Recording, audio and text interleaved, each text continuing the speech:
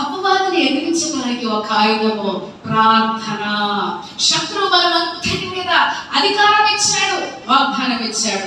పాపలను క్రీడను త్రొక్కుటకు అనగా సాధారణ నువ్వు త్రొక్కుటకు, సాధారణ నువ్వు గద్దించటకు నీకు అధికారం ఇచ్చాడు దేవుడు.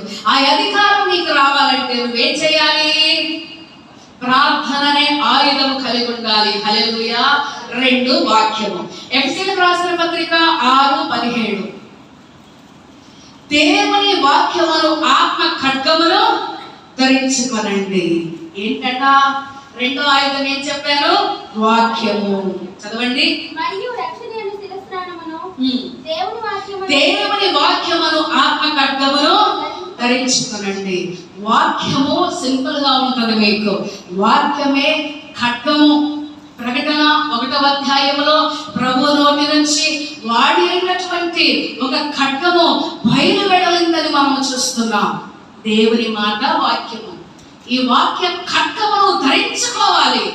ఏ మనిషినైతే వాక్యం ఉంటుందో, ఏ మనిషినైతే ప్రార్థన ఉంటుందో, దయ్యములు, భూతములు, పిశాచములు, జాతబడి శక్తులు కాళ్ళ దగ్గర సాగిల పడతాయి.